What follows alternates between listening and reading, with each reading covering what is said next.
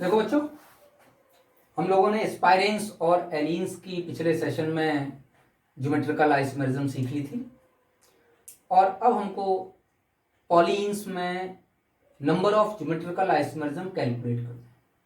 उसके लिए कुछ फॉर्मूले, मैथमेटिकल फॉर्मूले वो मैं बता रहा हूं, वो आप लिख लीजिए, फिर एग्जाम्पल बाय एग्जाम्पल हम करते जाए। देखिए, नंबर फर्स्ट कर क्या रहे हैं हम लोग?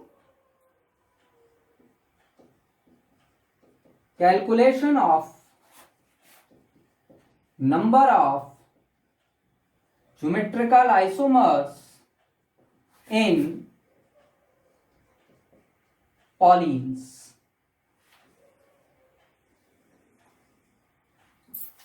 या वे कंपाउंड्स जिनके पास एक से ज्यादा साइट्स हैं जीआई शो करने की।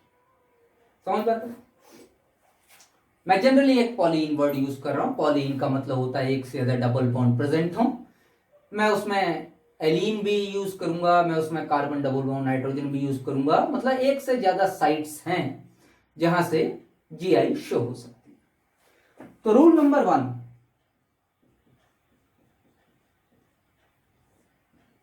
If the terminals are not same. अब ये जो वर्ड है टर्मिनल, ये डायरेक्ट टर्मिनल पोजीशन पर लगे हुए ग्रुप को नहीं दिखा रहा। अगर टर्मिनल पोजीशन पर लगा हुआ ग्रुप अलग अलग ग्रुप से अटैच्ड है लेकिन वो ग्रुप सेम है तो भी उसको डिफरेंट टर्मिनल्स ही माना जाएगा। मैं एग्जांपल देता हूं, देखो यहां हो जाएगा total number of geometrical isomer is equal to 2 to the power n, where n is the number of sites where gi is possible। n is the number of sites where gi is possible। देखिए जरा ध्यान से, अगर मैं ऐसे पहला example दूं आपको,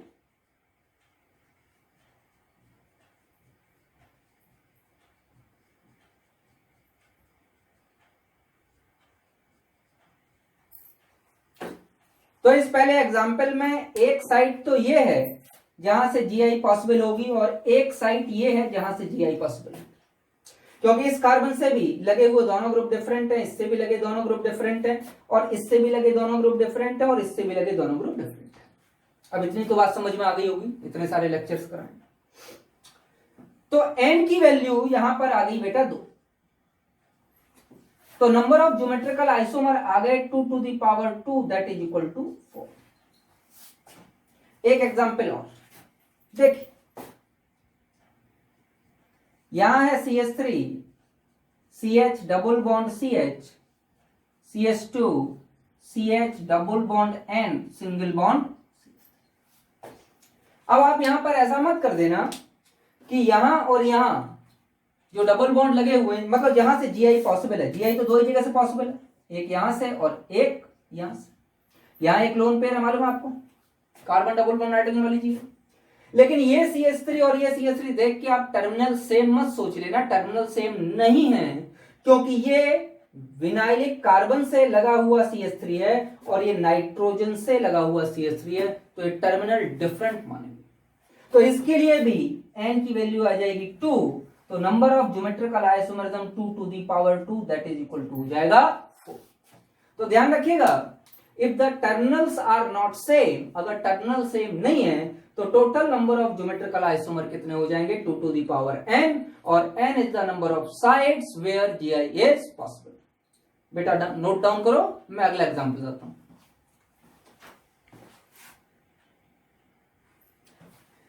इसी तरीके से बच्चों एक एग्जांपल और देखो,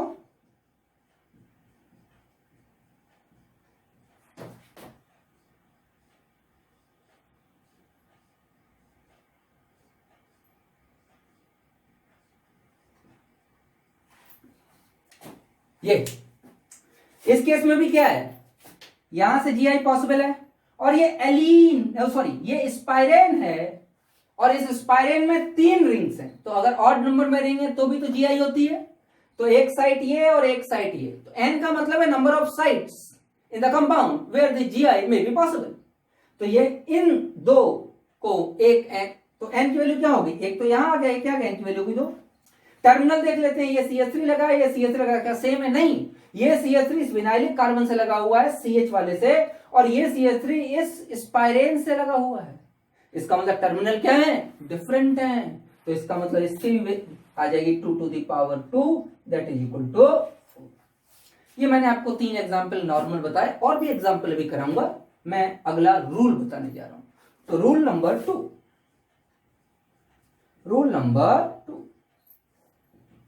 if the terminals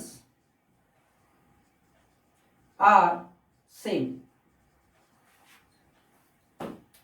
अगर टर्मिनल सेम है and first case n is equal to even, अगर n इवन है तो फॉर्मूला बन जाएगा 2 to the power n minus 1 plus 2 to the power n by 2 minus 1। ध्यान रखना, ये जो लिखा हुआ है मैंने बिल्कुल साफ लिखा है, अलग n by 2 minus 1, समझ में आता है। नंबर सेकंड है, if n is equal to odd, तो फॉर्मूला बन जाएगा 2 to the power n minus 1 plus 2 to the power n minus 1 by 2। इसको याद करने का तरीका बता देता हूं आप लोगों को, ध्यान से देखिए। n is equal to even, तो 2 to the power n minus 1 plus क्या लिखा है 2 to the power n even है ना, इवन है तो 2 से कट जाएगा, तो डायरेक्ट 2 से काट दिए n by 2 minus 1। अगर n ऑड है तो डायरेक्ट तो 2 से कट नहीं सकता, तो पहले n में 1 से माइनस किया फिर 2 किया, n minus 1 by 2। तो यहां इवन वाले के लिए याद कर लो n by 2 minus 1, और ऑड वाले के लिए याद कर लो क्योंकि डायरेक्ट नहीं कटेगा तो n minus 1 by 2। जल्दी से लिखो, मैं एग्जाम्पल बताता हूं, ठीक है।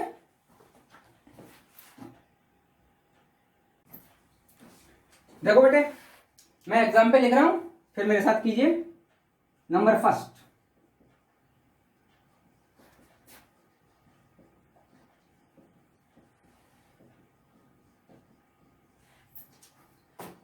अब यहां पे ये दो CH double bond CH double bond CH, तो n की वैल्यू तो आ गई 2, और जो टर्मिनल्स लगे हुए हैं वो टर्मिनल्स क्या हैं, वो टर्मिनल सेम है।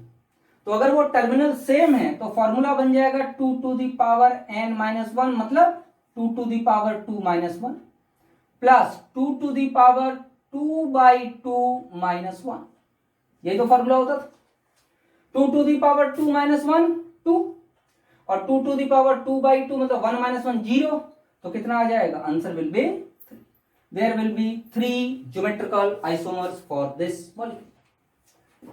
दूसरा क्या कह रहा है, CH3CH double bond CH single bond N double bond N single bond CH3। अगर ऐसा हो जाए तो क्या इसमें टर्मिनल सेम माने जाएंगे, नहीं, क्यों, क्योंकि ये जो CH3 लगा हुआ है ये विनाइलिक ग्रुप से लगा हुआ है, और ये जो CH3 लगा हुआ है ये एजो डाई एजो ग्रुप से लगा हुआ है, तो इसमें टर्मिनल डिफरेंट माने जाएंगे, सेम नहीं माना जाएगा। और जहां टर्मिनल डिफरेंट होते हैं वहां हो जाएगा 2 to the power 2 that is equal to 4। ये टर्मिनल्स डिफरेंट। अगला देखिए, और आगे बताता हूं, अगर ऐसे कर दूं तो CH3CH double bond CH single bond N double bond N single bond CH double bond CH single bond CH। अब क्या टर्मिनल सेम माने जाएंगे, हाँ, ये भी विनाइलिक कार्बन से CH3 लगा है और ये भी विनाइलिक कार्बन CH3 लगा है, और ये दोनों जो ग्रुप लगे हुए हैं वो दोनों नाइट्रोजन के एजो ग्रुप से लगे, दोनों नाइट्रोजन है, सेम हाइब्रिडाइजेशन में सेम। तो इसके लिए n की वैल्यू कितनी हो जाएगी बेटे, 3, एक यहां से Gi, एक यहां से Gi, एक यहां से Gi, और टर्मिनल्स क्या है बेटे, सेम, और n इज इक्वल टू क्या आ गया, ऑड। तो n इज इक्वल टू जब ऑड आ जाता है तो 2 to the power क्या हो जाता है, 3 minus 1 plus 2 to the power 3 minus 1 by 2, तो ये हो गया 4, और 3 minus 1 2, 2 by 2 1, तो टोटल कितना आ गया बेटा, 6। समझ में आता रही। अगर टर्मिनल सेम है तो हमको जो है फॉर्मूला लगाना पड़ेगा, और ऑड है तो 2 to the power n minus 1 plus 2 to the power n minus 1 by 2। जरा एक और दिखाता हूं आपको। अगर बेटा इसी को पलट दूं, देखो इधर जरा ध्यान से, मैं इसी में कुछ गड़बड़ कर देता हूं, CH double bond CH single bond CH double bond CH single bond N double bond N single bond CH3। देख रहे हो काफी क्लोज कर दिया मैंने। यहां पर N डबल बॉन्ड N बीच में था और ये दोनों ग्रुप सेम लगे हुए थे। यहां पर ये CH ये विनाइलिक है, ये विनाइलिक है और ये N डबल बॉन्ड है। विनाइलिक कार्बन से लगा हुआ है CH3, ध्यान दो, विनाइलिक कार्बन से CH3 लगा हुआ है और N डबल बॉन्ड N से CH3 लगा है, तो क्या टर्मिनल सेम है? नहीं। क्यों? क्योंकि ये विनाइलिक कार्बन का CH3 है और ये नाइट्रोजन का CH3 है, तो यहाँ टर्मिनल सेम नहीं है। तो अगर टर्मिनल सेम नहीं है तो N की वैल्यू कितनी है बेटा? 3, एक यहां से, एक यहां से, एक यहां से। तो फॉर्मूला कौन सा लगेगा? When the terminals are not same 2 to the power 3 that is equal to 8। अगर टर्मिनल सेम नहीं है तो एक ही फॉर्मूला लगेगा 2 to the power n। समझ बात आ रही नहीं आ रही? 5 सेकंड दे रहा हूं, पॉज करके लिखो, अगले एग्जाम्पल बताता हूं। हो गया भैया 5 सेकंड, 1 2 3 4 5, चलो।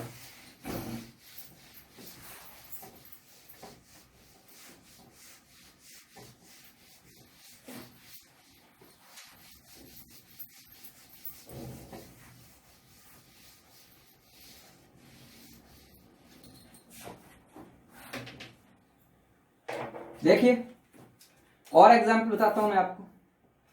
ये है CH3 CH double bond CH single bond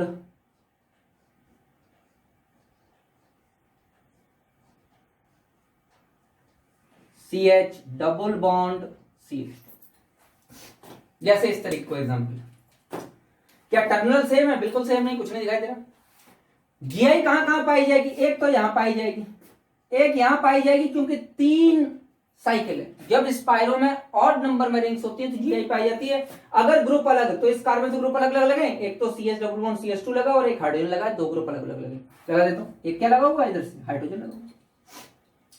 लेकिन जरा इस कार्बन को देखो, क्या इस डबल बॉन्ड में जीआई पाई जाएगी? नहीं, क्योंकि इसके इस कार्बन के साथ, इसके इस विनाइलिक कार्बन के साथ 2 हाइड्रोजन अटैच्ड हैं, तो इसमें जीआई, यहां जीआई नहीं पाई जाएगी। तो n इज इक्वल टू हो गया 2 और 2 to the power 2 is equal to 4 because terminals are not same। अगर टर्मिनल सेम नहीं है तो फॉर्मूला लगेगा 2 to the power n, 2 to the power n वो है, वो पॉइंट्स हैं जिन साइड्स पर, that sides which are showing GI। ठीक है ना?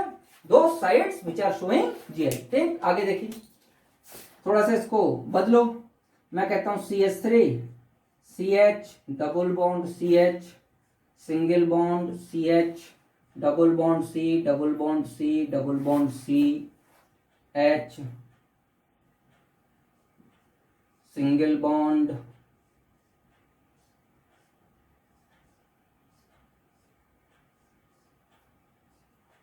C2, या मैं CH3 ही लिख देता हूं।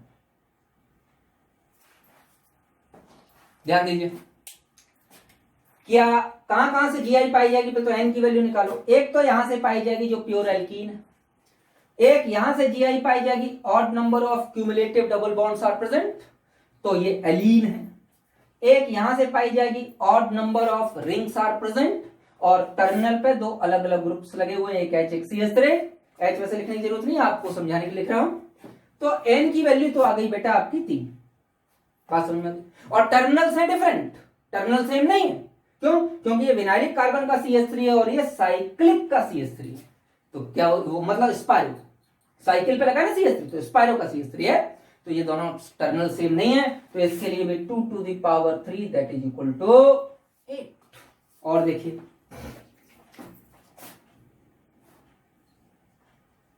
CH3 CH double bond CH single bond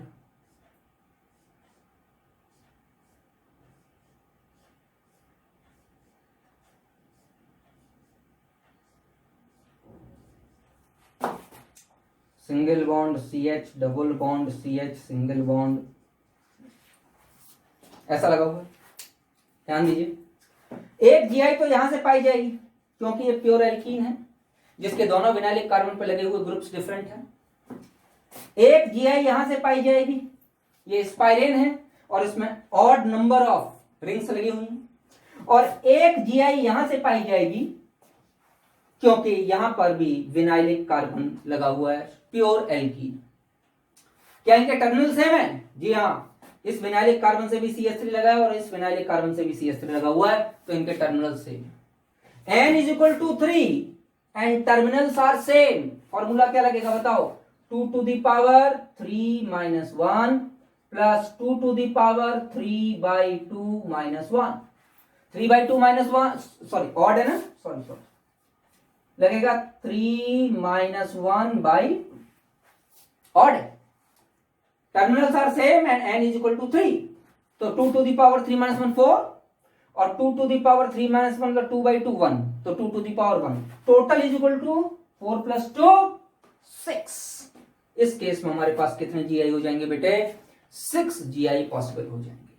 ठीक है ना? एक और देता हूं, उसको करके देखो, अगर आपसे आ जाए तो, नहीं तो समझाऊंगा।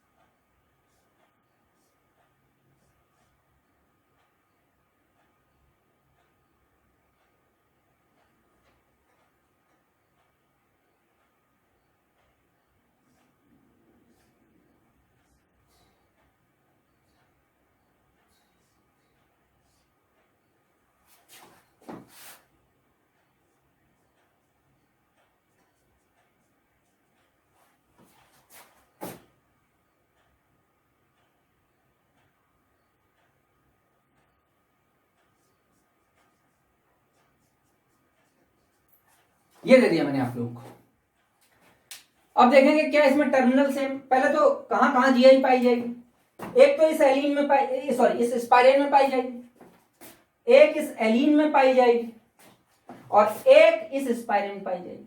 टर्मिनल देखो, तीन कार्बन का, 3 रिंग का स्पाइरेन है और रिंग के टर्मिनल पोजीशन पर CH3NH2 लगा है। यहां पर 3 रिंग का स्पाइरेन है और रिंग के टर्मिनल पोजीशन पर CH3 और NH2 लगा है। क्या टर्मिनल सेम है? जी हाँ, टर्मिनल सेम है। अगर टर्मिनल सेम है तो इसमें ज्योमेट्रिकल, और n की वैल्यू कितनी आ गई? n की वैल्यू आ गई 3। टर्मिनल सेम है और n = ऑड, वही वाला फॉर्मूला लग जाएगा। इसका भी कितना हो जाएगा बेटा? 6। बात समझ में आ गई?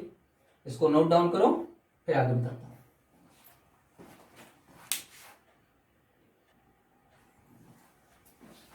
देखिए बेटा, मैंने आपको पॉलीन्स में जीआई कैलकुलेट करना सिखाया।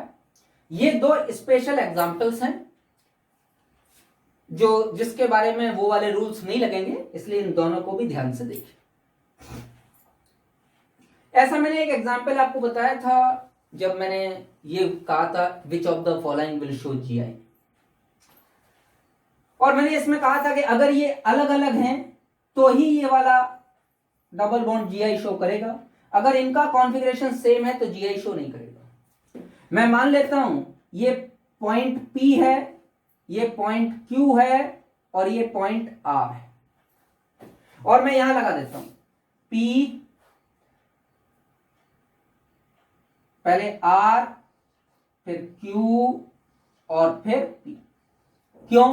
क्योंकि Q और R से ही तो डिफाइन होगा कि P में जीआई होगी या नहीं होगी। तो पहला केस क्या है, ध्यान दीजिए। पहला केस तो ये है भाई, ये दोनों ही, ध्यान देना, ये दोनों सेम हैं। इस कार्बन से जो बाई फ्रैक्शन किया गया है वो दोनों ही सेम ग्रुप्स लगे, CH double bond CH CH3, CH double bond CH CH3। तो कुछ बच्चे तो यही सोच सकते हैं कि इस कार्बन से ये 2 ग्रुप सेम लगे तो इसमें कोई ज्योमेट्रिकल आइसोमरिज्म नहीं होगा। नहीं, इसका भी कॉन्फ़िगरेशन चेक करना, पिछले वीडियो में मैंने सिखाया था कॉन्फ़िगरेशन चेक करना। चलिए, अगर मान लो R वाला E है और Q वाला भी E है, तो P में GI नहीं होगी, लेकिन Q और R में GI होगी। चलिए दूसरा वाला, अगर R वाला भी Z है और Q वाला भी Z है तो भी इसमें कॉन्फ़िगरेशन में GI नहीं। तीसरा कोई हो सकता है, हाँ, अगर ये E है और ये Z है तो हो सकता है कि ये वाला E हो जाए, मे बी। और अगर ये E है और ये Z है तो ये Z भी हो सकता है। मेरी बात समझ में आ गई भाई? इनमें तो EZ आप ऐसे भी कर सकते हैं कि ये Z है और ये E है तो ये Z भी हो सकता है, लेकिन इन दोनों को चेंज करने का कोई मतलब ही नहीं। तो इसका मतलब दोनों में हम ये दिखा सकते हैं कि E और Z वाले में दो केस पॉसिबल हो सकते हैं, E वाला भी और Z वाला भी, दोनों ही केस। तो टोटल कॉन्फ़िगरेशंस कितने आ गए इसके? 4। क्या आंसर आ जाएगा बेटा? 4। सेम इसमें करके देखो,